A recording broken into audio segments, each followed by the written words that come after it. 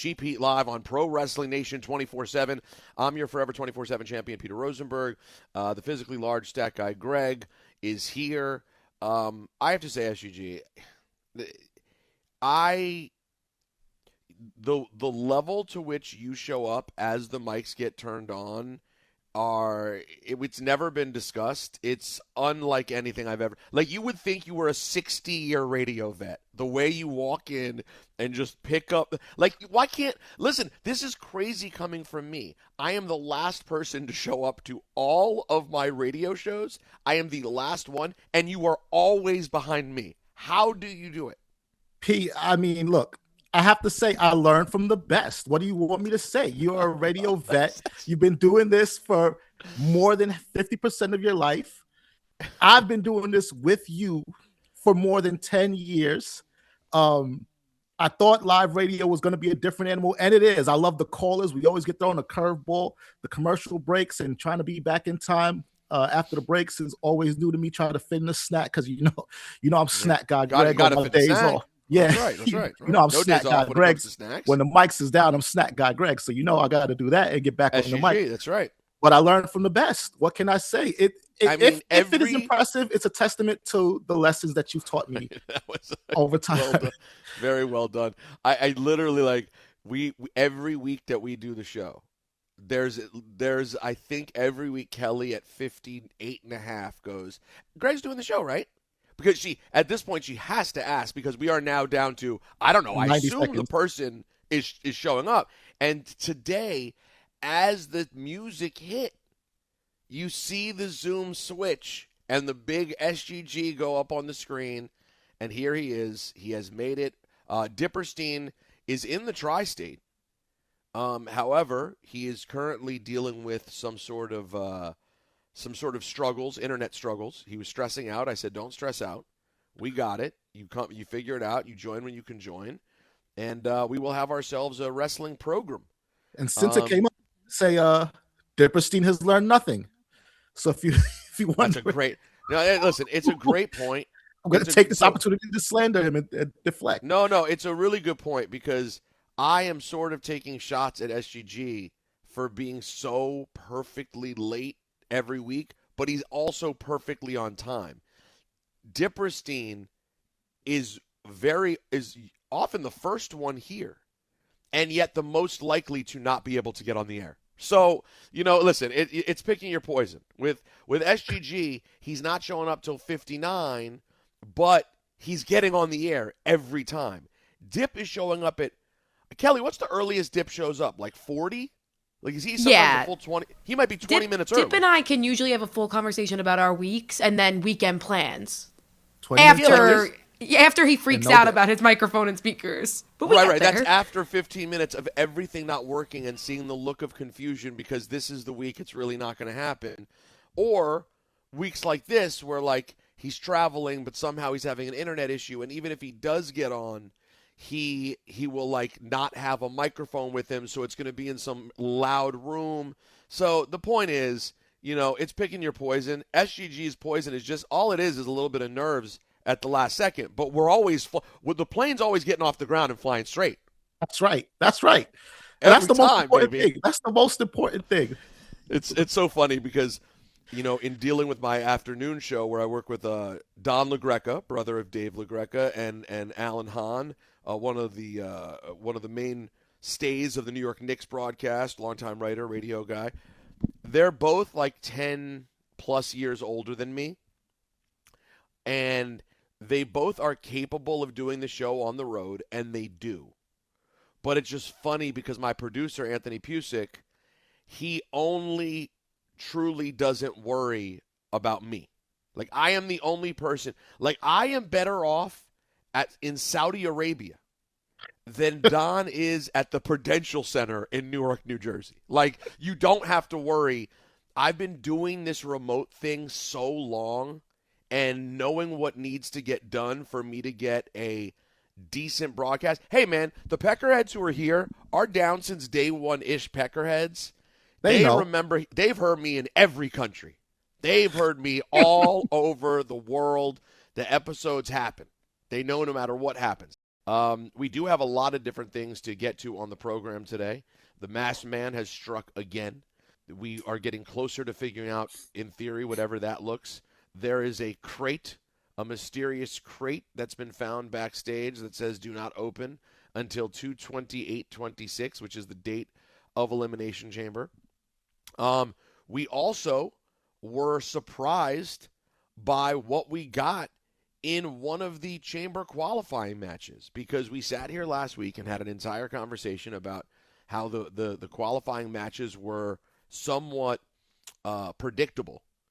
And then we end up getting the Javon Dominic Gunther match, and Javon Evans ends up winning. And we had an entire conversation about how that was just not the likely scenario.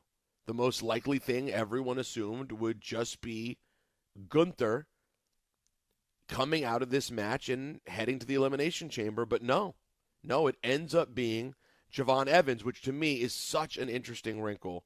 And what I'm excited to talk to Dip about, frankly, and you know what, I'm going to take a break in a moment so we can try to get this sorted. We'll take the break early, get this sorted, and come back with the guys, is, you know, Dipperstein has been complaining early on about what was being done with Javon Evans, and I think with good reason. I think we started just seeing Javon Evans kind of hanging out backstage, and it was like, wait a second, where are we going? Then we see him mixing it up with the Americanos. Is that going to be something really worthwhile? Well, lo and behold, he gets the big win over the new El Grande Americano last week with the sick OG cutter across the ring, and then follows it up by beating Gunther and Dominic to head to the Chamber. So I think it's very hard to not be satisfied with what we're getting now from Javon Evans. So I'm very excited about that. The fact that we're going to get Javon Evans in the Chamber, even if we think it's very unlikely he'll come out of the Chamber, that alone to me is thrilling. Would love to get your thoughts on where you think the Javon Evans thing is going, what you think could be in the crate that is coming on February 28th, whether or not you think the whole crate thing is just kind of cringe in the first place. Like, does it feel just a little dated? Does the crate thing feel cringe and a little bit dated to you? I saw Sam speculating this week on Chris Jericho being in the crate. I couldn't tell if he was being serious or not, to be honest. That's how good he is. I don't know what the hell he's talking about. 877-344-4893. We'll take an early break right now to get the guys right and then come back with them. 877-344-4893. We'll also talk to you as well. AJ Lee and Becky Lynch had a big segment that I want to break down as well, and so much more. It's GP Live on Pro Wrestling Nation 24/7. Promotional consideration paid for by the following. When I need to get serious, I get back to basics. And when I'm looking for a serious boost of energy, I need to feel the sting. For an extreme boost of energy and 3 great flavors, you've got to feel the sting. YJ Stinger, made exclusively by the manufacturers of Stacker 2, the world's strongest fat burner. Feel the sting. Dipperstein, are you here? I am here. Oh, my God. SUG, are you here? I'm here, and I think Dip needs to know that next time he does a run-in, no steel chair. You're not the Masked Man on Fridays, man. No, well, listen. That's your Monday gig. You didn't have to take me out like that. No, it's the gimmick. It's gimmick infringement because SGG It really is. SGG is the master of showing up at 11:59 and 30 seconds. Okay, Dipperstein, we need you to keep showing up and be confused at 11:35, 11:40 to hope to get you ready to go by 12 o'clock. Yeah, I know. I got internet problems. This is the life I've chosen. This traveling life of this. I'm a vagabond. I'm a vagrant and a vagabond. Why don't you tell the people that you're staying with, the Tannenbaum family, to upgrade their internet a little bit? Could they show These some people have best consideration? internets, but we need better. There's so many devices. You know, can't we figure out a thing where no matter how many devices, we're good to go? I'm also so sick. I'm so sick of I had no internet on the airplane again flying here. What is this? I know. If I pay for the internet, $8, whatever it is, or sometimes if it's American Airlines, it's $40. I mean, you never know. It's different. The internet costs different on every airline. Like, if it doesn't work, I want my money back. I know. No, you can get it. Absolutely. No, you can get it. You can get the money back. I know, but you have to take hours out of your day to complain to the airline. Is there anything? It's like it's screaming into a black hole. It's insane. Oh, you know what? That reminds me. I got to see if I ever got charged for when I was on that Saudi flight because I paid for the internet and had absolutely nothing the entire flight. It is the fact that, listen, the internet is a marvel, and the fact that it exists, okay, amazing 30 years. Oh, you're impressed by the internet? No, I'm impressed that it exists. You're impressed. He's impressed by the internet. But it's 2026, and we all carry around miniature computers in our pocket. Why can't the airline industry consistently just have internet? Like, it's just built in that they have internet. I've been saying this for years at this point. Why do we have to buy it on the plane? We don't have to buy it anywhere else. I understand we're very high up in the air. Put something up there, and there's no problem. Well, I mean, it's one less. If they just give it to you, it's one less scam. Yeah, they don't have enough scams. Pay for it. They don't give it to you, and then the people who don't complain don't get their money back. So they just got a donation. You want to talk about an industry that has no idea how to make money? Everybody needs to travel, and yet the airline industry, no matter how many different ways they're ripping us off, they're all losing money. No one can make money. All they do is lose money, shut down airlines. The flights are expensive. Getting a seat that fits your frame is expensive. You pay for baggage. You pay for food. You pay for internet. You pay to change your seat. You pay for everything, and yet they still can't make a dollar. It is the craziest a marvel. thing now. The craziest. There's two other things. The cushion on the back of a coach seat. Why does the cushion need to be a gigantic cushion so that my head is 3 inches in front of my neck? It's being pushed. Your cushion's too big. It's pushing your head forward. Of course, the cushion is enormous. That's a new one. I haven't heard of this. I haven't heard of the enormous cushion. They're big. They're big. What airline? What airline was this with the enormous Delta, cushion? The big giant cushion behind my head. I'm sitting forward. I'm like, what the hell is this? Even if you put it back, then you're sitting straight. Now, are you? This is crazy. I know this is a very common topic. I'll start with you, SGG. Do you believe that people in coach have the right to recline their seat to the fullest extent? Oh, yeah, is this the Larry conversation?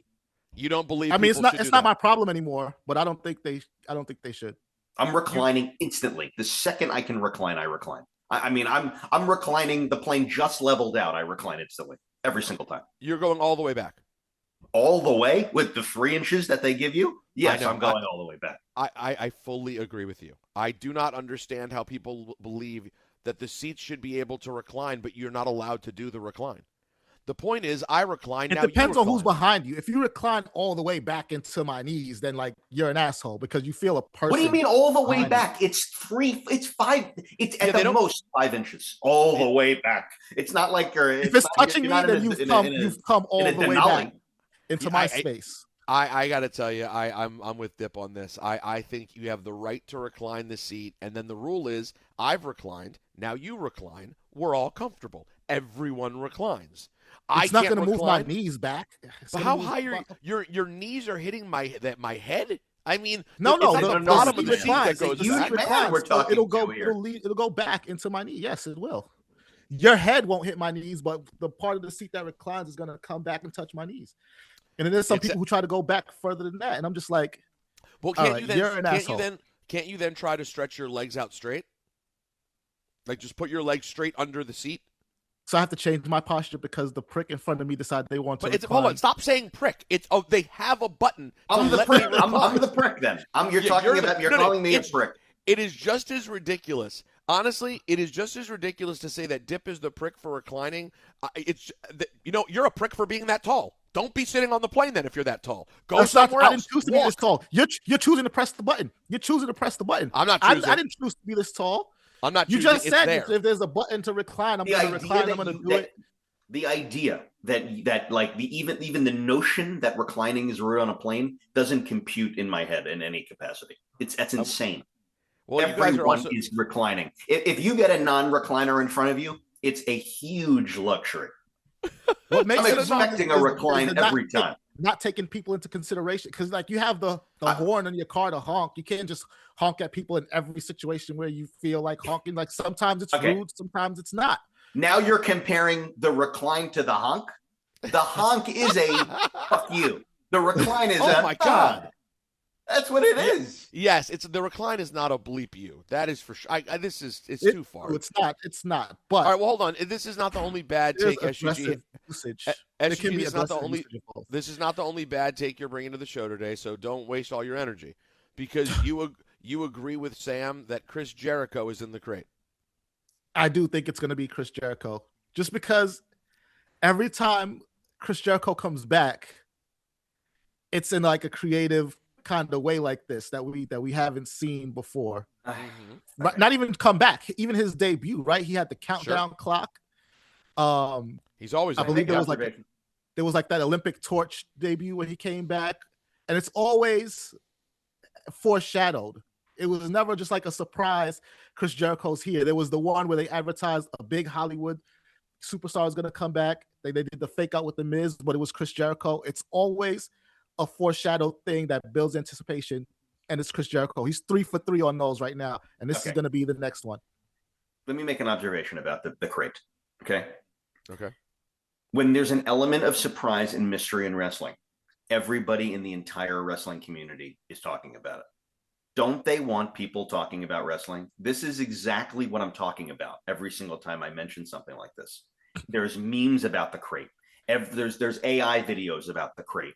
The crate is in my algorithm all day long. Really? There should yes. I'm being flooded with crate and with crate memes. You're being flooded with the crate. Yes, and this just goes to show you, if you give people a little bit of a question mark to tune in next week, people are going to be talking. This is what people want, mystery. What can happen next week? Let's throw a crate out there. Everyone starts talking. I agree, but now I'm going to throw it back to you. And what do you think is on the other side of that question mark? Who's in the crate? Or what is in the crate? What does it mean? I got to be honest with you. I don't think it's a person. I have no idea. Gobbledygook? What if it's the gobbledygook, like looking exhausted, like he's been in there. He's been in there for 35 years. I've seen him elsewhere, so I guess I don't know. Yeah, he's been around. I will say this. I feel very confident that it is not Chris Jericho. I do not think we're getting Chris Jericho now. I don't think we're getting Chris Jericho later. I think the moment for Chris Jericho was the Rumble. It didn't happen. No Jericho. Good night. Good luck. I think the Rumble is look, we all wanted Jericho at the Rumble, but I don't think it's over because like it's Jericho, right? Everybody does their surprise comeback at the Rumble. Jericho is just egotistical enough that he wants a not spot and to try to make something out of it. And look, it's a crate, right? If Jericho's inside of the crate, what is his reveal going to be? He literally has no choice but to break the walls down. I would love for the walls to be broken down. I don't want walls. I would too. I want the walls gone. It's very on the nose, but I think that's a Jericho move. Hey, listen, it's a fun thought. Do you think he's reclining his feet in the crate? He can't he's by himself, so he can do what he wants in there. But if it's a 2-person, I sure hope he's not reclining. By the way, the Delta seats are hard as a rock too. They're rock solid. It's like hitting the mat. I took a bump every single time because they're older than you. Repositioned myself. The question is, I don't think it's Jericho, but then the question is, what is it? Right. If it's not Jericho, but then what is it? Well, you have to answer that question. You're the one who's saying that it's not Jericho. I mean, you can't just reject it and then just leave it out Jericho. there. It's not Jericho. It's not Jericho. It's not Jericho. What? Okay, so it's what then? It's not a person. So it's an item. It's an item of some sort. Well, what's coming up? Well. Let me ask you this, SGG. If someone if someone really freaking good is gonna make a return and surprise the world, what if it's something to help the Freakinator do something? Like you open the thing. I don't know, but you open the thing and the thing delivers the message. You know what I'm saying? And then it's like heads up and music hits. You know what I'm saying? Like what if it's a way to get us to something else, but it's not a person coming out of the thing. That would be I heard you say freaking a couple of times. There's only one freaking person that you can think of when you say freaking that many times. That's right. And look, that would be he was born He was born. His government name is freaking Lopez. That's what his birth name is.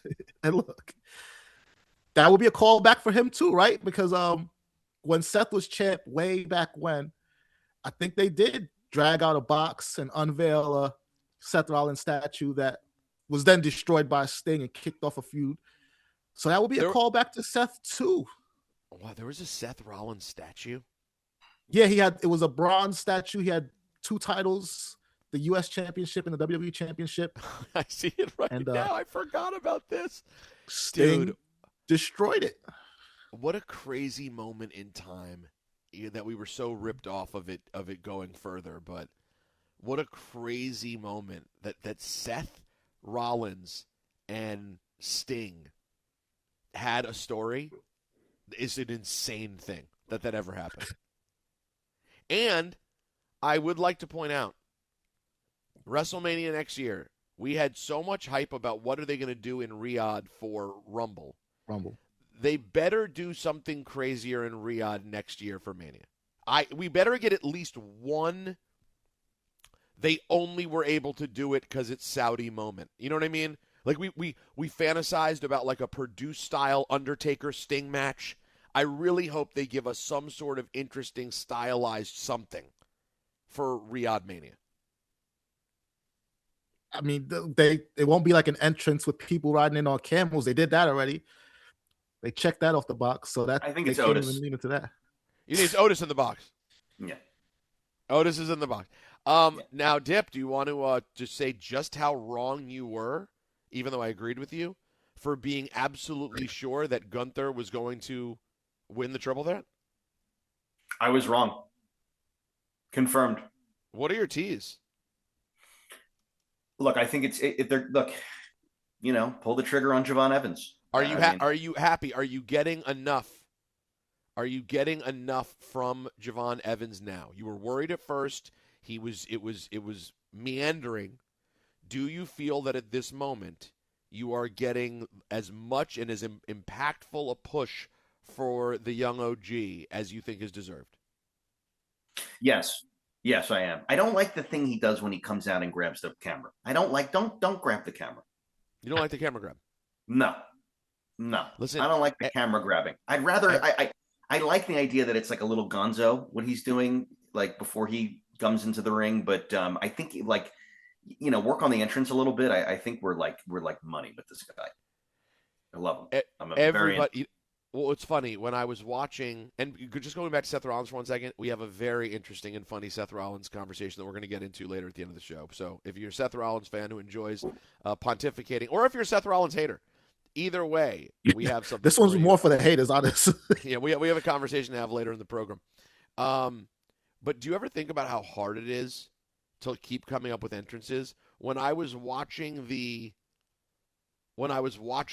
stuff at headquarters yesterday with all the talent showing up and all the people and the creators and yada yada, it was very funny to me to watch everyone's entrance. Like everyone has to come up with wherever they go their entrance, and it's funny they're all like slightly like the varying degrees of what that looks like. But like, let me ask you something: when did it become a thing that you had to have your own entrance? Meaning you couldn't just walk out. Because obviously there was a moment when it changed. It used to be that you could just walk down to the ring and then you did something special in the ring. Like now everyone does some fakakta thing when they first get out into the entranceway. Rhea does the leg thing, AJ's thing. Yeah, the thing with the diamond thing. People that started like post Attitude Era. For sure. No, I think you guys are wrong. I think this goes way back. I think it's become more intricate and they added elements more as time gone on. But like even Brett, right? He came out, he opened up his hands, hit the pose, turned around. That's in the ring. That's in no, the ring. He hit the pose in the aisle. Diesel raised his fist from in the aisle. Like everybody did something. And even like Hulk Hogan, right? He would come out and do some things. Macho Man would come out. We're talking about different things, dude. Hogan didn't have it built up. Hogan absolutely did have a thing that he did in the audience. He would like point turn around, point to the crowd in the rafters. Once in a while, but Greg, you're purposely disagreeing with this for no reason. I'm not because even like entrance music goes way back. There's a big difference between Rhea Ripley kicking the floor, and doing like an actual choreographed thing rather than Hogan going. Big difference. Big. If difference. everyone listening, Dip just pointed both directions. Yeah. with both fingers. But it builds though. It's not like people just, like you said, people just walked down and did a thing. Like, well, let me put it this way. How about this, entirely SGG? true. At what point would it be that when they made the video game characters, the characters had to do the thing because it's part of who they are? That happened at some point. Yeah, and I think, but that's what the technology, right? Because like the video games that we had, like the Nintendo, they just didn't have the graphics for all that extra. Like Austin didn't do it. Austin didn't do anything. Austin just Rock walked. didn't do anything. Glass break walk. Rock Triple H have didn't a do thing. anything Yeah, he did. until he you did. got to the ring. No, Triple H would and stop. from the aisle. But that, I don't know if he always did that. But What did he do from the aisle? Stood He there, had, and looked like, both the ways. little Oh, head- he put the water on his head. Yeah, Okay. But I know I'm trying to think, what did The Rock Peter's do? saying. Like, the things that they do. What But I what think- is I think P nailed it though. I think it does go back to like the video games, and like WrestleMania 2000 and those video No Mercy and those Shawn video Michaels games did were, the like, have a pose. thing. That I'll give Yep. it to him. But only at a certain point did it become a thing that he did it at the entranceway. But now, let me tell you, I was watching yesterday. Everybody has a whole thing they have to do. So that goes back to what my thing is with Javon is you're saying you don't love the camera grab, but everyone's got to have a thing. So you're trying to come up with the thing. I'll tell you what mine would be: reclining. I would go, and this would be my thing. I would Biggest press the heel. button and move What a back heel. 5 inches. I'd go to the camera. The camera would zoom in on me all the way, like right to my midway up my torso, and I would fake click a button and then go lean back. No, And then lean I back. think Dip's thing would be he'd be waiting in Gorilla really early, intensely nervous and unsure whether he was going to come through. SGG's would be he barely made it out. His music was almost over by the time he walked through Gorilla, and he has to sprint to It's the okay ring. with me. You have to wait through the song. He'd be the only person who, when you hear his music, he doesn't appear. You wait for like 2 minutes and 30 seconds, and then he comes through and makes it to the ring. I kind of like that. Listen, it would be unique. We do have to spend a little bit more time though on just how good I think this Javon Evans thing has been. that I thing think with this the is- leg. He kicks the bottom rope, and then he did the twist. Yeah, the corkscrew Insane. thing. The kick twist thing, the bouncy thing off the bottom rope. I've never seen that. So let me ask a question right now. Is there a chance that we are looking at the best athlete ever in a WWE ring? Is Javon Evans in the conversation of we could be looking at the best athlete we've ever seen? I think he is. In the conversation, or he is him? I think he's in the conversation. It's too early to say he's him. I would say I wouldn't say it's too early, but I haven't had enough time to consider the other contenders. Uncle Elmer also All right. was up there. Yep. Elmer was he did a lot of different things well. I'll say Ashton that about Booger. him. Booger also, he could get in there. He could mix it up. Duke the Dumpster, I think. By the way, he had some agility. I got to tell you, I did remember have some him agility. having some significant. Shelton agility. Benjamin. Huh? IRS did a lot of different interesting things in the ring. No, Shelton's up there. I got to tell you, I think Logan Paul is in the conversation. Yeah. I think Ricochet is in the conversation. Ricochet's in the conversation for sure. Kofi's obviously in the conversation. Yes. Bianca's in the conversation. Like there's some really incredible athletes, but I think that the man's bounciness. Let me tell you something. Can I tell you, not that this was ever something this person was interested in, but can I tell you who does not benefit from the existence of Javon Evans? Not that this person wanted to be here, but hear me out. Darby Allin. It's Benefits different. or does not benefit? Does not benefit. Does not. It's a different kind of athlete. He's not doing. No. Totally Yeah. different kind of athlete. But I just think that Javon is going to take a huge chunk of the kids' audience attention. A huge chunk. Oh, like, yeah. In WWE, but I don't. Yeah. I mean, I No, don't. but If in terms you of threw Javon Evans on tax, I mean, he could take it. I'm No, sure you're he- right. it It's would- totally it would be different. fine. You're right. That is a totally different thing. I just always thought, you and I would discuss how fun it would be if Darby were to come. And we think that the thing that Darby would be utilized in probably this version of WWE would being a little guy who kids were just like, this little guy can do anything. And what I'm saying is that's kind of what Javon is, but instead of just getting thrown onto things and nearly dying, he does like the most insanely cool looking athletic things ever. Like, I just don't know. You know what I'm saying? I just think he takes up a lot of bandwidth for what kids would be after. And I don't know that they'd bring in Darby to do the hardcore Darby that we get in AEW. I don't know that they'd ever do that. No, they wouldn't. It No. wouldn't be the same moveset. But the idea that they have the half face paint and the emo True, kid, true. the skater emo-y. True, it's a situation. different thing. The skatery emo-y is a thing. But The bouncy and emo are two different things. no, Bouncy and can you imagine the tag team? Bouncy emo? Together? Bouncy.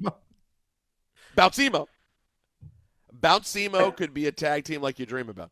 Once Javon Evans can figure out like a really solid, like some good promo work and figure out his mic skills and a better entrance or whatever, I think there's no stopping Javon Evans. He needs to bulk up a little bit too. He's very thin, but I'd like to see like slight improvements in him could cause him to become Like the guy. the guy. Yeah. No, he is. There's so much there, but the thing is, it's going to be interesting to see how his character builds, because based on the interview I did with him in Saudi, which you can go find on YouTube or on our podcast, like he is just completely earnest. Like, he doesn't have a character. That is who he is. This friendly, loving, fun-loving guy is who he is, and it's what makes him appealing. So it'll be interesting to see how it works when you try to adjust it a little bit and add a little more to it, because right now what makes him so appealing is that Javon Evans is just so absolutely genuine. 877-344-4893. We will want to get you guys on the show as well. A lot more to get to from the week that was. We should also spend at least a little bit of time on Grand Slam and what went down in Australia. We'll get to that as well. We have a very, very stacked show on Cheap Heat Live, Pro Wrestling Nation 24/7. Let me ask you a question, SGG, and we're going to get to some of these phone calls and talk to the people in the nation at 877-344-4893 as well. Kelly, if you want to, can you resend the callers for me? Let's talk to some of them peoples. But am I the only person? I can't remember if I said this last week on the air, just to you guys in private conversation. SGG, am I the only person who feels like AJ Lee's character is, while she's obviously the good guy who's getting cheered for, the way she carries herself is like completely like a heel? Is that just me? I agree. Because she seems so condescending. Now she gets away with it. So condescending. She gets away with it because her targets are the heels. But I mean, it's not that far off from she's also the bad guy. Dude, all she does is gas herself, talk about how she created the division, talk about how the Divas title was hers. She said Becky had a 10-year head start and she still can't pass her. Everything she says is what a heel would normally say, except she's saying it to the super she's dead heel. ass. She means it. But she means, but that, you know what it is, SGG? Maybe that's why it strikes me as heelish, is that I can tell that she means it. It's like, it's really, really real. Curious for how you guys receive it out there in the nation. 877-344-4893. Happy weekend. It is Cheap Heat Live on Pro Wrestling Nation 24/7. Stay tuned. Promotional consideration paid for by the following. It takes far more than desire to push your body to the limit. You need energy, and lots of it. That's why Metaform made Metacuts, a technologically advanced energy and diet booster. Metacuts gives you the extra energy you need to blast through your workout. Metacuts by Metaform, the science of building a better body from Weider Nutrition. Metacuts makes you the game. Welcome back to Cheap Heat Live, Pro Wrestling Nation 24/7. Make sure you're following us on Instagram, by the way, so you can see the videos we post every week and weigh in on the comments section. Cheap Heat Pod on Instagram. Make sure you give us a follow. Dipperstein, are we making progress on the cream cheese business? Or are steps being taken? Yeah, actually, there's some things happening. Cheap Heat cream cheese is a realistic possibility. It's something that could, in fact, one day be a thing. 100%. We just have to decide: is it going to be vegan? Is it going to be gluten free? Is it going to be a lot of conversations? A lot of conversations to have. No, since we're having it in America, what I would like to do is I would like to produce it and include like some unnecessary, disgusting, and dangerous chemicals. Can we do that? Like it's completely done. King, please. Why don't we just dump some International Delight in the batter? They won't sell it in America if there's no disgusting and they will not. Listen, I don't want one of these healthy products that people will eat in other countries. I want poison that you only are privy to have if you have the joy of being in the United States. Speaking of poison, you saw the picture I sent from my office of all the schmorg of bars. You saw what I was talking about. I could try a new bar every day for 365 days and never have the same bar. So many bars, dude. So many bars, not enough time. It makes Emilio Sparks sick. Did you try the David bar? I haven't had the David bar yet. What are you doing? You live in the land of bodegas. Go get a David bar. I'll look for a David bar, see if they're less than $9. Today I'm going to I have to go back to WWE headquarters. Is there any chance they have a David bar somewhere? No. I don't think so. You don't think so? Is it higher? Is it higher level than the PB&J bar that I showed you the other day? What is? Yes, that is just a brown blob. No, but are they the same? Are like looking log? But are they the same like general class of bars? I don't mean how they look, but like they stupid, expensive, dumb bars. Yes, it's same family. Stupid. By the way, speaking of this, okay.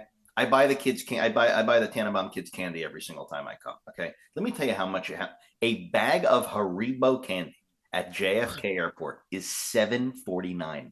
You're a clown for buying it at JFK Airport. I agree.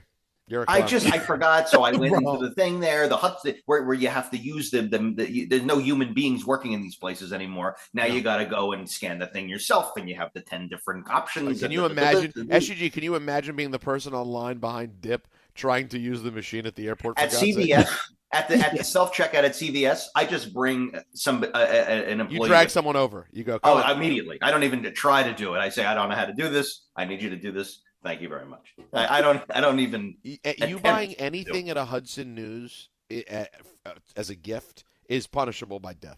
It's the worst. It's candy. But the markup on everything there. I mean, the Quest bars are $7, $6.99. Honestly, I would have believed it if it was worse. The waters are $8. It's all a nightmare. Why are you? I close my eyes. I go to the register. I don't even. The worst part is you're doing this on your way out. Is it that hard to just say, "Can you stop somewhere?" Or like? I don't want to plug the bunch of candy bags on the plane, so I buy them. Whatever, Oh wait! You bought it before you left? No, he bought it on his way out of the airport. No. Yeah.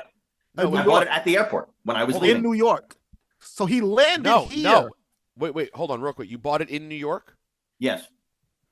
So why, when you take the Uber to the house, you can't ask the driver, hey, if you see a CVS, can you pull up? I want to run into a CVS real quick. To stop at 5 o'clock in the morning, I'm asking a guy to stop at a convenience store to get candy for $3 more. I'll buy it when I'm standing at the airport waiting for my bag. You're right, but that's how they get you. That is literally the entire Hudson News plan. I've got. Okay, I got. You've got. Now, I do want to give everyone an update because last week I told you I was going to Carbone for the big dinner. Wait for this. I have to tell you guys, the Carbone experience, the experience of going to Carbone for a meal with your loved one is absolutely not a blah, blah, blah experience. I know. It is a mage experience. Talk about 20 years too late. I mean, this is the cold of restaurants. How long's Carbone been hot for? 7-8 years? Yeah, 7. I'd say that. It's still in the middle of its run. I mean, for God's sake. You think the run's over? I'm sensing a downturn in the Carbone. I don't think so. I think Carbone's doing quite well. I was there. Let me tell you something. Hot people galore sitting everywhere, eating overpriced Italian food up a storm. It was a lovely experience. Delicious, overpriced Italian food. Yes, I thought I had a couple of things I loved. I had a couple of things that were not the way I would have had them. They did a lot to the shrimp cocktail. They had a lot of. I don't recall the shrimp cocktail. They have a lot of flavors going on with the shrimp cocktail. What does that mean? They're doing things. Okay, it's not just a shrimp that you're dipping in a wasabi-ish cocktail sauce that's like hot. There's other little things. There's a pink sauce, isn't there? There's something pink. They're mixing things into the sauce. It's just got a lot of flavor, and I like my shrimp cocktail. This is why I love the St. Elmo's. It's a giant plain shrimp that you drop in just nostril clearing wasabi-ish horseradish sauce. That's it. I like to choose how much I'm dunking. I don't like to have to. No. You choose take the some dunk. off. You choose the dunk. What I'm saying, yeah. What they give you at Carbone, it's already got stuff on it that has flavor and more than I wanted. So I didn't love the shrimp cocktail. We ordered a prime rib that also had sauce on it. I'm not a prime rib guy, but it was a sauced steak. Prime rib's a fatty thing. You have to cut around. There's a lot of You're cutting around fat. You're cutting around fat. You're cutting around fat. I don't like to cut around fat. No fat on my meat. No, we know how you feel. I mean, you won't even if you notice even one spot of your eggs that looks like it's been browned, you're puking at the table. So we understand how seriously you take this. Let me get the best part of the experience, besides how they treated us, which was like pure gold, was when you get to the table. Dip told me too. He gave me the heads up. The bread gimmick is out of this world. It's an out of this world. It is. Here's what they're doing. This is brilliant. They're saying, we know you're going to spend $300 here tonight. Okay? We know what's going on. We are going to give you a bread and cheese experience like you dream about that makes you feel off top like you've ripped them off. It's a genius thing because they put down SGG. They bring you the bowl of bread. It's 3 different breads, all delicious, all warm and awesome. Then they bring you the what is it, a Parmesan wheel? Yeah, there's a crumbly cheese thing. They bring the big Parmesan wheel with the knife, and they're hacking off chunks of cheese. Yeah, they hack cheese for you. They hack the cheese, and it's fantastic. And then I've never seen this gimmick. The hacking cheese thing is quite. It's a great gimmick. It is. I want somebody to come to my house and hack cheese onto my plate every night. It's a great gimmick. Let me tell you, it's the Doink the Clown of bread gimmicks. This thing is perfect. Then they bring, in addition to that, to polish off the bread and cheese, they give you the plate of perfectly floured salami. Oh.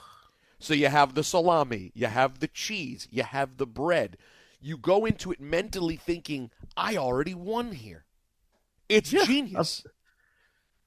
And then they charge you an arm and a leg for everything, and you have a great time. They mark up everything else to cover the cheese wheel. They're hacking up the cheese. To cover the cheese. It is genius. Genius. No, it's a fun time. If you're at where is the one in Vegas? At Aria Dip? Yeah. There's one at Aria in Vegas. There's one downtown. It's a good time. Shouts to very friendly bartenders too, by the way. I think it's a thing. No, it's a thing. They have to be friendly. They're trained well. You could talk about anything with them. Oh, and what about Dip? What about the sommelier gimmick they have? Where it's like a guy, he's not just a wine guy. He's like their alcohol guy. And he walks up and he's like, hey, can I talk to you about our drink menu? And he just has advice to give you. Do you like this kind of gin? Do you like this kind of bourbon? They've got gimmicks galore. You know what? There's a button on the right. You can recline your seat. It's a perfect. Carbone is the best. They've got all the gimmicks, dude. So it was a nice Valentine's Day situation. Then we went home to D.C. and saw my family, which was quite nice. Had a little celebration. My brother and I, now that my brother is a wrestling fan, my brother sat around with me watching Grand Slam. I had to explain to him what the Grand Slam situation was. And it was very hard to explain, I got to be honest. He's like, what is it? He's like, what is this, a pay-per-view? And I'm like, no, it's not a pay-per-view, but it's matches are kind of like a pay-per-view. It's Clash of the Champions. He lived through Clash of the Champions. No, he didn't. He doesn't remember Clash of the Champions. Stop it. He doesn't remember Saturday that. Night's Main Event. He know about Saturday Night's Main Event. It's the definition of pay-per-view with Jace. Yeah, but it's not even quite Saturday Night's Main Event because it airs in the same time slot. They have a normal show, but it has a different name. It's just its own thing. It's its own, situation. We watched the Max Brody King match. We enjoyed seeing blood. How great is that Gonzo? The Gonzo Bomb. I think I said it before a few weeks ago. The Gonzo Bomb is an awesome move. It looks so violent. I don't know. I'm big fan. And he's such a big dude that anyone he picks up, it looks like from the little guy, it looked like if you're small and he does it to you, it looks like you're dead. If you're big, you're like, wow, I can't believe he got a guy up like that and moved him around like that. There's something there. I don't know how far. Brody King? Yeah. I don't know how far it can go. I just don't know based on there, and I don't know. But between the Gonzo Bomb and the choke out over the ropes, and how he just physically looks, this gigantic covered in tats guy. We've just never seen him before. He is and the selling. He sells. He's awesome. I love him. There's something going on with Brody King. Yeah. You think that the Federation of Wrestling would ever be interested in a Brody King? I don't know. SUG, you think? What do you think? He is like gigantic and interesting looking. Yeah, and I think they could use him because, like you said, he has a good look. He has a great skill set in the ring. That finisher is awesome.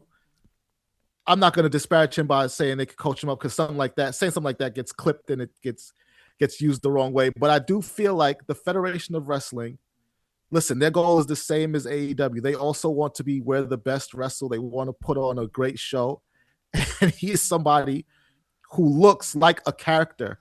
You know what I mean? Like, he kind of has that Aleister Black look, but like if Aleister Black doubled in size and was just a monster. He does look like Aleister Black, like was gone for 2 years, went on a crazy cycle, and came back and was like, I'm Aleister Black. That is... Yeah. I feel like they'd get him better though. Like Aleister Black has always been muddled. Like it's like everyone overthinks what the Aleister Black character is supposed to be. It always feels like it ends up getting too complicated. Remember when he was in NXT and I literally was obsessed with him? Yes. And I was obsessed with him. We had him on our show. We had him on GB back then. Yeah, back then in the early days of me being involved in the show. Yeah, you weren't on the show. You were just awkwardly hanging out on the side and then chiming in quietly. That's right. The Black Mass was my favorite move in wrestling for several years, for sure. Yeah. It's still great. It is great. It's great. It's the best kick in wrestling. It's one of the great kicks. I feel like the problem is when they started to let him talk, it took away from some of the mystique. Because like a muted badass, there's a lot of mileage there. And I know you want people to cut promos and you want them to expand their character and connect with the crowd, and the easiest way to do that is to give them a microphone. But some people just need that mystique. I know. I'll tell you who has that type of mystique. Greg Hyde. Of course. Are you kidding me? Yeah, the guy's on a different level. Also, a couple of business keeping notes here. If you're a part of the Cheap Heat fam, next Thursday, I am hosting an Elimination Chamber show on ESPN 2 o'clock next Thursday. Myself, Joe Fortenbaugh, and Big Etor. The three of us will be doing a Elimination Chamber preview show on ESPN television, so that'll be fun. And also, I don't know if anybody tuned in this past Wednesday to WWE Evolve on Tubi, but I have a new job. Robert Stone is above us now. He's better than Evolve. He has been made the GM, the interim GM at NXT. I got to tell you, he's doing a great job. He's the man cares about the job. He feels like a GM. He feels like a weaselly GM. Totally agree. I'm into it. I truly hope they let him be the weasel he could be. Like if I hope they choose to not make him generic. He needs weasel qualities. He would be so good at being like acting like everybody's best friend, but kind of screwing over everybody. Yes. And you want to talk about like a little weaselly guy who's satisfying to see him just bump all over the place. You get the payoff with him at the end because he can get his ass beat at any time. Like, you could use him to turn people heel that need to be babyface need to be heel. Like you could use him as a utility guy in NXT to move storylines around. They need him. They haven't had that, as we know. Like now with Rob Stone, you could have an effective GM that actually is included in stories and isn't just saying, the year this is happening now. Like, we don't need that in NXT. We need somebody who's going to move it around. I hear what you're putting down, and I agree. I believe now there is a GM there that you could really use to be meaningful to affect characters. He's so good, man. And again, you get the payoff because he can bump at the end. They could have used Ava in that way, and it would have been great. But they didn't use her in that way. Well, she never became a character. Right. Right. But that's what's great about Rob Stone right now is that Ava just became exactly like Pearson Aldis, right? Play it down the middle. I'm kind of fair. Yeah, I'm just here to make the decision and do the right thing. Robert Stone is not that. He's not that. He's a weasel. It wouldn't come off as good if he even tried to be that. So just him having that separation from the two guys on the main roster is mage. I really hope that that's the way they try to do it. Anyways, but as a result of Robert Stone's big move to NXT interim GM, he's left Evolve. And we have now been joined by who was our former ring announcer, a great utility guy who does so many things well, Blake Howard. Blake's natural skill set is play-by-play. So Blake has slid into the play-by-play chair, and I have moved over to the color commentator chair, which I have to tell you, I'm pretty excited about. Our first show aired this past week. I'm just getting used to it. I'm just sort of developing how to do it. But we know this guy's a seat recliner.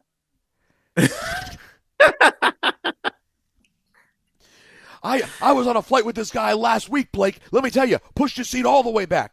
That's pretty good. Terrible guy. I know. I'm gonna. By the way, we have a taping tonight. I am finding a way to get in. This is the kind of guy who sits down on a plane and reclines his seat all the way back. Doesn't even care who's behind. You know who's a seat recliner? What's her name? The Russian name? What's her name? Love her. Petrovich. She's reclining. Seat recliner. You're getting a seat recliner. So I've moved into the color commentary chair, which A, is a lot of fun, just learning a new thing and developing a character.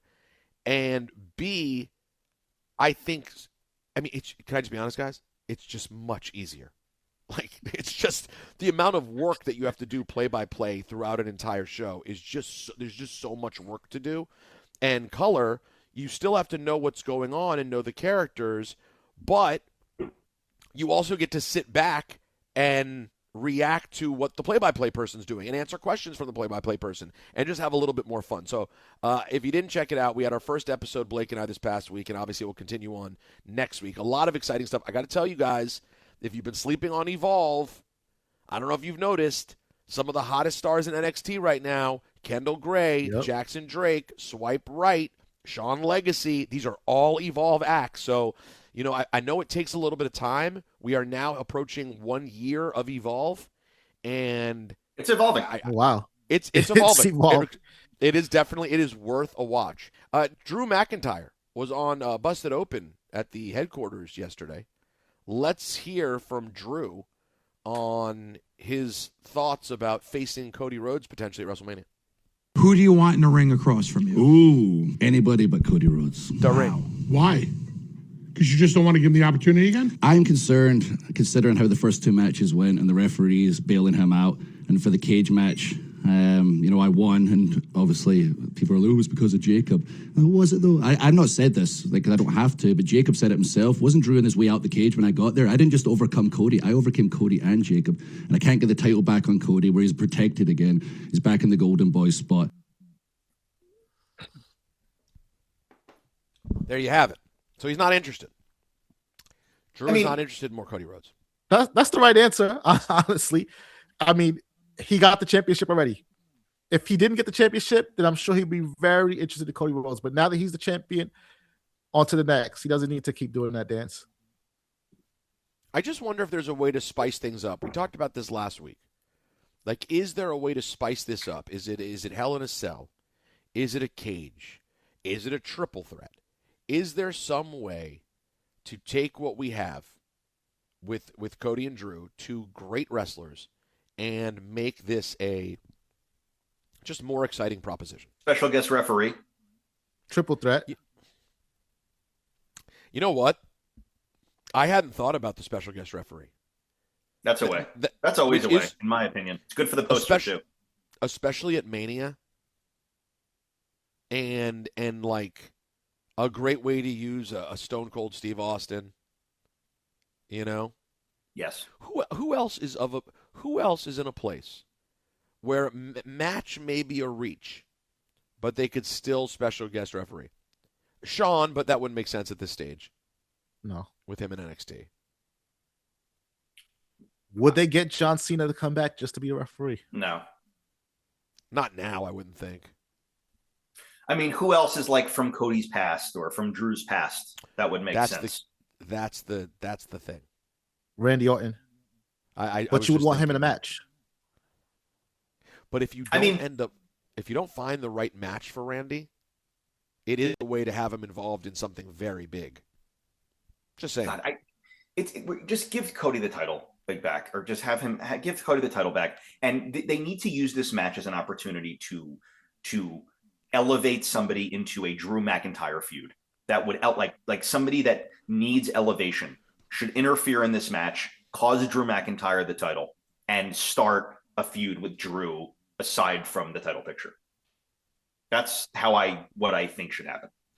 That doesn't solve the problem with Cody. That if that happens, Cody is just back on top as babyface champion. But he's back on top from a cheating. He was cheated. You know, he didn't win naturally. He didn't win clean. I don't know. I think the bigger issue facing them is Cody. I agree. That's the elephant in the room right now. Is what are they doing with? I mean, I think the whole wrestling world is looking for Cody Rhodes to boo Cody Rhodes. I really believe that. I mean, how long ago, guys? It's a good 3.5 years ago, where we had the conversation about how everything Cody is heel, except for him being a heel. You know what I mean? Yeah. All right, guys, we have much more to do here. Dipperstein has to dip. He has a meeting he has to get to. We have much more to do. Happy weekend. It is Cheap Heat Live on Pro Wrestling Nation 24/7. Stay tuned. Promotional consideration paid for by the following. New on WWF Home Video. China Fitness, more than meets the eye, takes you through the exact workout that made China the perfect blend of beauty and brawn. Take the China Challenge with over 40 minutes of heart-pumping action.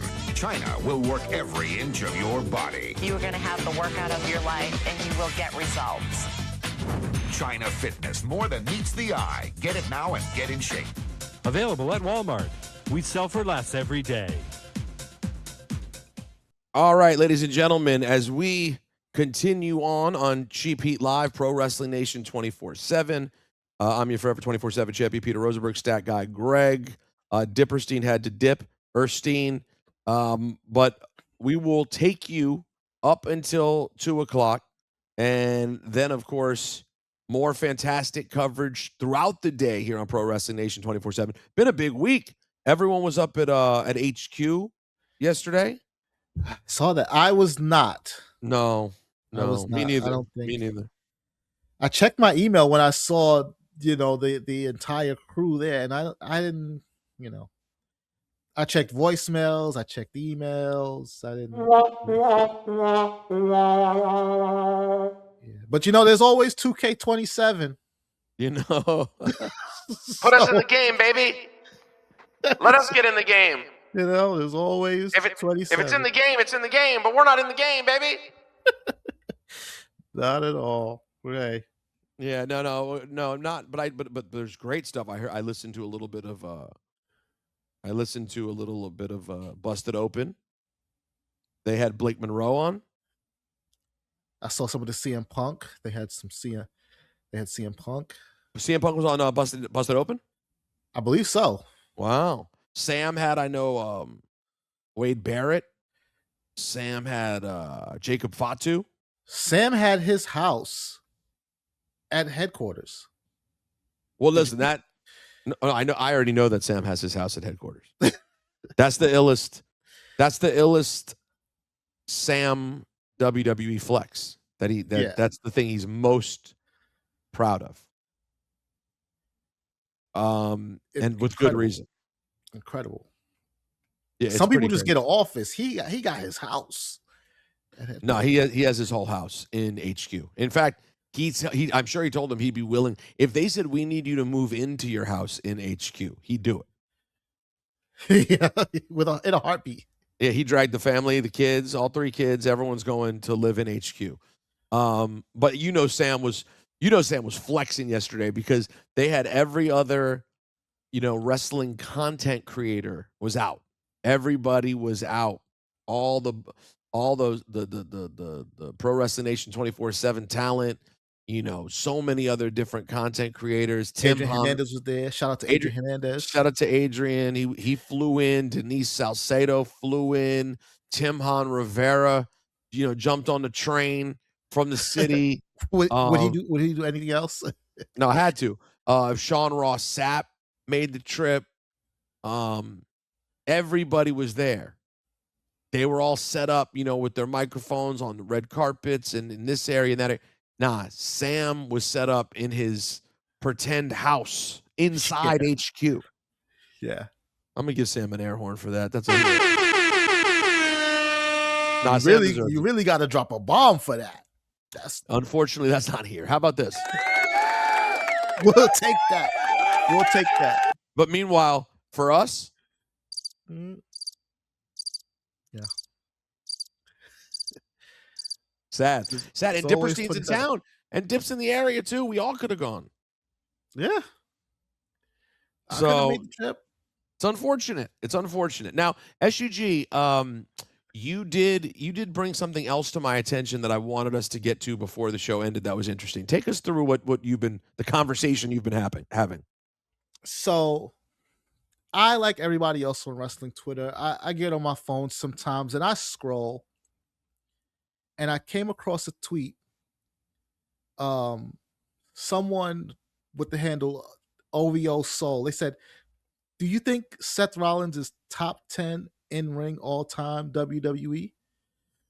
Okay. And then somebody else named the Big Egg said, "I don't know that Seth is top 200 all time in WWE history."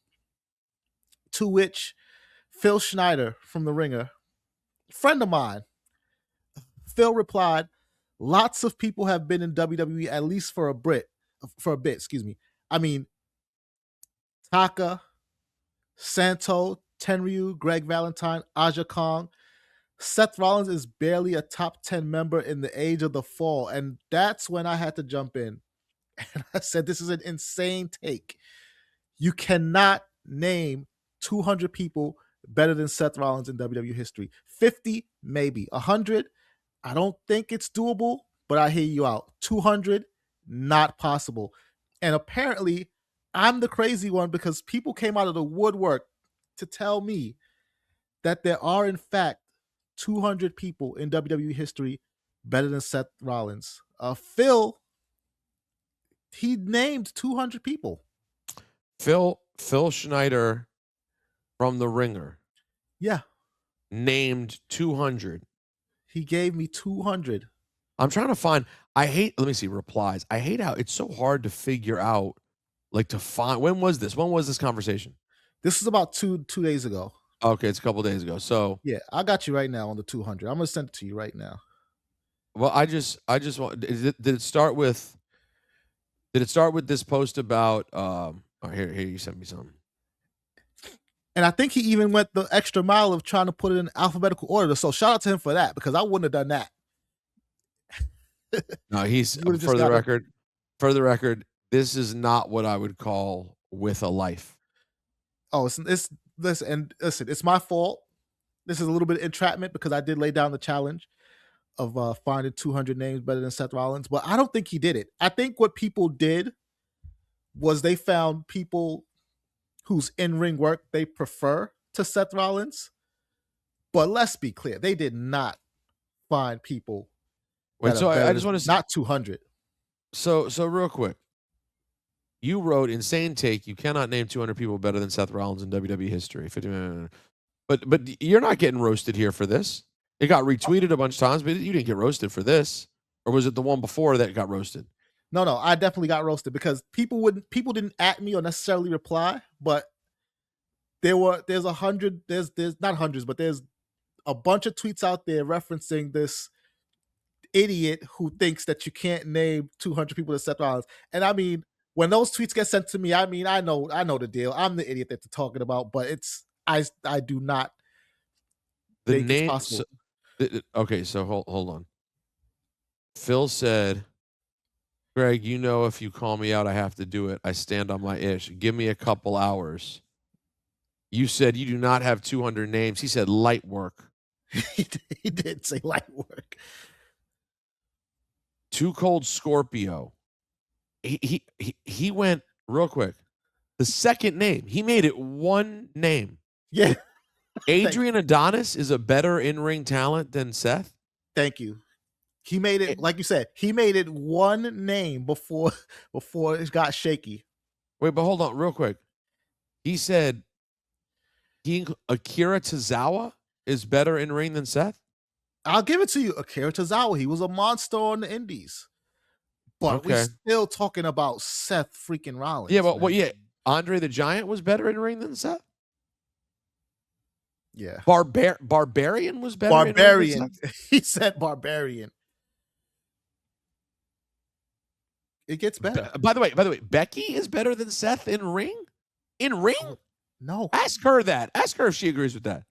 She does not. She cannot agree with that. Batista? He included Batista as being better in ring. Psychotic. Yo, there are a lot of people he's named here who I love. I love most of these people on this. Bob Orton Jr. is better? No. Dude, Brian Christopher was a better wrestler than Seth. God bless him. R.I.P. Shout out to him. R.I.P. But that Bruiser Brody? Bruiser as a wrestler? Bruno Sammartino? Better wrestler than Seth. Just based on how far ahead Seth is from Bruno in the evolution of wrestling. Jimmy Snuka. Did you see all the buddies in here? We got Buddy Roberts, Buddy Rogers, and Buddy Rose. He said all better than Seth. He didn't include Buddy Matthews? Buddy Landell? Those guys. At least he was honest about those guys. Jim Brunzell, Jim Brunzell. Phil, I am amazed that you wasted this much time being this wrong. Jim Brunzell. Oh, Jim Brunzell, a great high jumper. This is insane. Now, listen, we're not doing this. Cash. Listen, both members of the Revival. Both are better. They're both better than Seth. Hey, listen, people. Listen, we has The Rock up here. Guys, Seth is a GOAT. He has CM Punk up here. I mean, I love CM Punk, but CM Punk is not better in ring than Seth Rollins, man. Seth Rollins, when this whole thing goes down, is gonna be probably a top 20 everything in ring overall.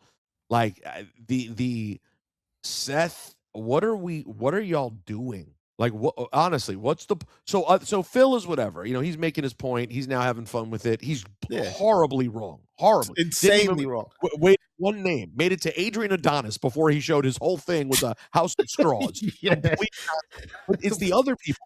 Totally other people were like animated about this. This is the internet. People will just say absolutely anything with conviction. Yeah. That's what it is. Listen, and you've been on that side of it before. I've seen you do the same thing, but not this bad. Not 200 better than Seth Rollins. Listen, bad. I keep kayfabe, but at least I let my people know. Look, I'm just having fun with this. I'm still, proof of life. I'm still all here up here. Can I ask you a question? I want to see if you can give me an honest answer about this. Okay. I think you've come a long way, and you're at the point where you're capable of answering this without being crazy. I think, but I can't be sure. We'll see. I mean, I'll go through any lengths to entertain the people. So if I have to sacrifice myself, listen, this is a lot of people don't realize, but this is the Tribal Chiefs show in many ways, right?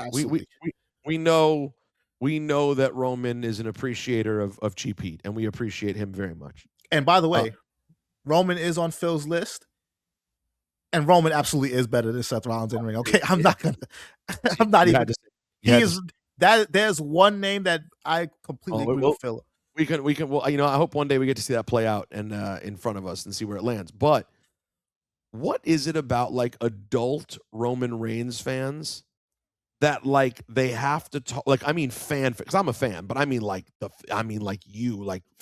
what is it about the fanboys? I'm using the wrong word. What is it about the fanboys of Roman Reigns that no matter what their age, they literally like live and die over wins and losses? Like, I saw the clip of O'Shea Jackson talking to John Cena, and when John Cena told him that he was originally supposed to beat Roman, O'Shea looked like he lost the color in his face. Like he was like, there was the idea of a loss. Like, can you help explain why y'all can't be normal about this, man? No, like we are every other wrestler.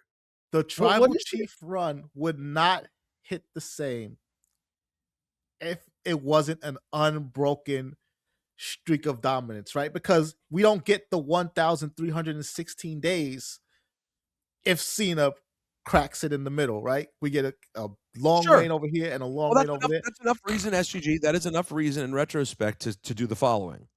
Oh, man, I'm glad that didn't happen because I think the story worked way better with Roman holding the title. Yeah. Boom! How clean was that? Normal, civilized human being. But that's not meltdown about what could have been that wasn't. Like, you have to have the near meltdown. And first of all, and I do want to correct you on one other thing. Go ahead. I am not a Roman Reigns fanboy. I prefer fan guy. I've upgraded. So fan guy Greg, FGG. So not a fanboy, a fan guy. But fan guy. Yeah, when I saw that too, I was like, my gut reaction was, if that would have happened, I would have started a riot. Now, granted, the riot would have been me knocking stuff off the mini bar and then putting it back so that I don't get charged, because you know how they do. Did you watch that? Were you in a hotel room? No, I was there, but I would have had to wait. Yeah, I'm not going to be uncivilized and try to get myself banned from future live events. What was that, SummerSlam? Yeah, that was SummerSlam. Money in the Bank? What show was it again? It was SummerSlam, because Cena came back at Money in the Bank after Roman beat Edge, I want to say, and then challenged him to the match at SummerSlam, and then we saw how it played out. Right. SummerSlam 21. Yeah. Well, and it was, I'll tell you what, it was 100% the right thing to do, even though at the time I was in that era of like, oh my God, can John Cena just win already? Not there. It would, because the truth is, Cena in 21 was doing pretty good, but he was already a different, slowed down to some degree John Cena, and him just showing up and beating Roman would have been weird. Yeah, I do think that would. And if I recall, SGG, it was kind of an awkward, clunky match, like the style, like almost intentionally so. No, I thought it was a good match, but then again, I'm a Roman fan guy. But I thought the style was almost intentionally kind of like grapply and a little slow, if I recall. But I could be wrong. It's been 4 years, 5 years. That's 5 years ago already. Yeah, this year that'll be 5 years ago. That's the crazy part. How far we've come from all the Tribal Chief stuff. No, great. When he said the other day, it's been, what did he say? It's been like 3 years. Yeah, or 4 years. That was when I was like, no way. The Roman thing we've been past Tribal Chief for that long. You do the math. It's been 5 years ago. since Cena and Roman at SummerSlam. 5 years, guys, is the difference between WrestleMania 3 and SummerSlam at friggin' Wembley. Yeah. Like, we are talking way later. Like, that is like, when we were kids, it's era shifting. SUG, it's 82. It's like Morocco at MSG in 82 to Hulk Hogan slamming Andre in 87. Yep. Like, it is insane to think that is the time it's been. That is truly wild. I only got to see clips of Cena on O'Shea Jackson, but sorry, and shouts to TJ Jefferson as well. Every clip I've seen has been great, though. Yeah, great clips from the No Contest Wrestling podcast. They did a great job with Cena. But I also saw one little other headline that the Cena line of like, the people who had things to say about my last match were the same people telling me I sucked. You see that line?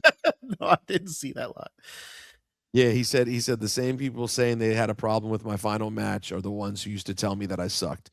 Now, there may be truth there may be truth to that in the case of some people.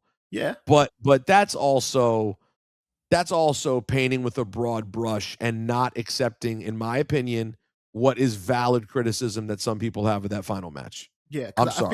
I feel like people who loved him, like really loved him, were more vocal than the people who thought he sucked with the results of those final matches. Because not that they were necessarily let down, but like the never give up guy gave up.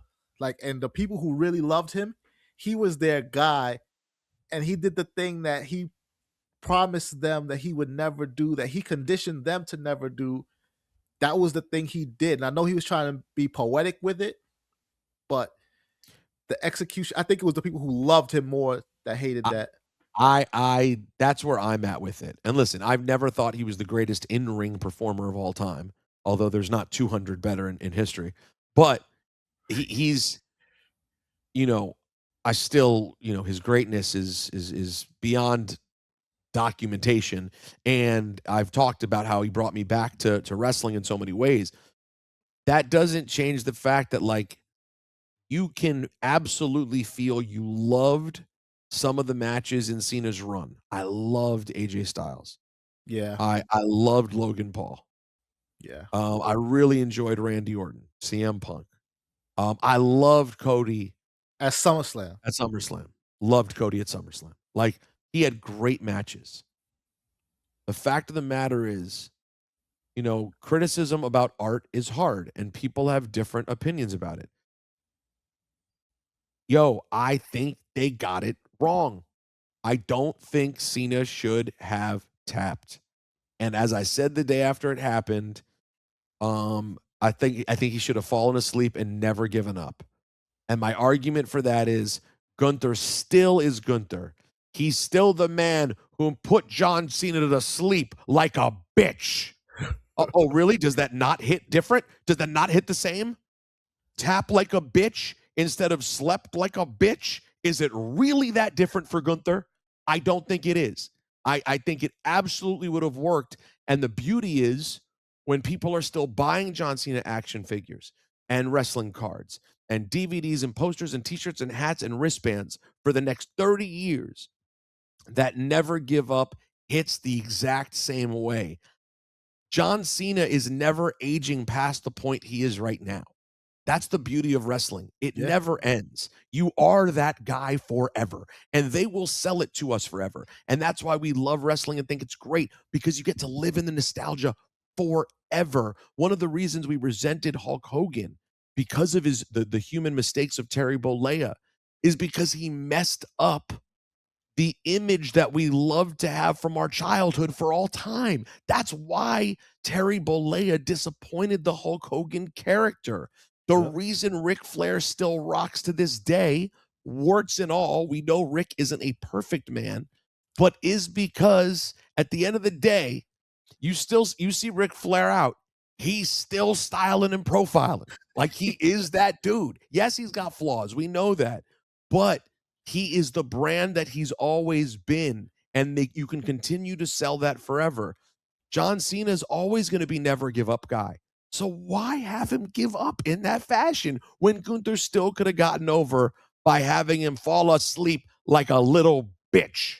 And I'm going to add to that too. I feel like in hindsight, they realized that may have been a mistake, or that may not have been the way to go, because a month later, when it was time to retire somebody else, AJ Styles does not tap. AJ Styles falls asleep and he goes out. So wait. Thank you for putting the best exclamation point possible. So real quick, John Cena, the greatest of all time, he had to tap. But AJ Styles, who's wonderful, but not phenomenal. He's phenomenal. Correct. Phenomenal, but not billed as the greatest of all time. He's not the homegrown WWE only greatest of all time. He's the TNA legend turned WWE Hall of Famer, and he didn't tap. So why did John have to tap? If they didn't all have to tap, why did John have to tap? It's a great point. You know what? We got to end the show like that. We got to wrap this thing up. It's time to go. Because that is I don't know why I just went full Stephen A voice when I said that. We got to wrap this up. It's time to go. SGG, fantastic. Shouts to Dipperstein. Shouts to Zach, Kelly, the great Emilio Sparks, all of you guys. Make sure you subscribe to the podcast. All right. Wherever you find podcasts, it's Cheap Heat. Cheap Heat Live on the Patreon, Cheap Heat Pod on Instagram, or everywhere you need to be. You can watch our full episodes on YouTube. They're there as well. Next week, we'll preview Elimination Chamber. I have an Elimination Chamber preview show coming to ESPN2 next Thursday. Keep your eyes open for that as the ESPN WWE thing starts to get into full swing as we head towards a WrestleMania. So look for that. And SGG, stay mage, man. And enjoy yourself, P.